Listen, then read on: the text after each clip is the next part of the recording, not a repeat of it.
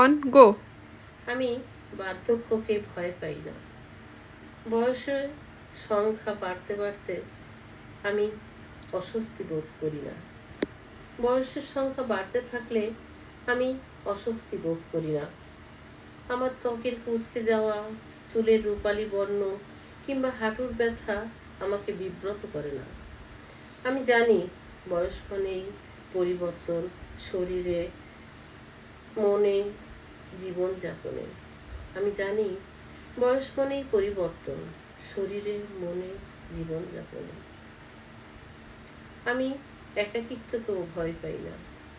সময়ের সাথে আমি বুঝেছি একাকিত্ব কারো শাস্তি নয়, বরং নিজের সাথে সময় কাটানোর আরেক নাম। আমি নিঃসঙ্গতার গহ্বরে হারিয়ে যেতে চাই না, বরং একাকিত্বকে বন্ধু করে নিতে চাই। নিজের ভাবনার বিস্তীর্ণ আকাশে উঠতে চাই, মুক্ত বিহঙ্গের মতো। কিন্তু একটাই ভয় তাড়া করে ফিরে, আমি যেন কারো জন্য বোঝা না হয়ে যাই। আমি যেন কারো জন্য দায়িত্বের ভার হয়ে না দাঁড়াই।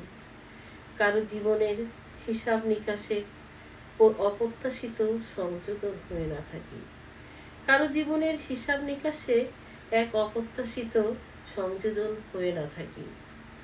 আমি চাই না কেউ আমাকে শুধুমাত্র করুণার দৃষ্টিতে দেখুক। আমি চাই না আমার দুর্বলতাকে কেউ নিজের আত্মত্যাগের গল্পে পরিণত করুক। আমি চাই না আমার দুর্বলতাকে কেউ নিজের আত্মত্যাগের গল্পে পরিণত করুক। আমি চাই না আমার বার্ধক্য কারো কপালে চিন্তার ভাঁজ হয়ে উঠুক। আমি চাই আমার বয়স হোক অভিজ্ঞতার সম্পদ। আমি চাই আমার বয়স হোক অভিজ্ঞতার সম্পদ, যার প্রতিটি দিন বয়ে আনবে নতুন উপলব্ধির আলো। আমি চাই বৃদ্ধ বয়সে আমি এক অগ্রন্থিত কবিতা হয়ে থাকি। আমি চাই বৃদ্ধ বয়সে আমি এক অগ্রন্থিত কবিতা হয়ে থাকি, যার প্রতিটি শব্দে থাকবে বেঁচে থাকার আনন্দ, জীবনের গভীরতা। আমি চাই আমার শেষ বয়স হোক এক কাপ চায়ে ধোয়া ওঠা চায়ের মতন।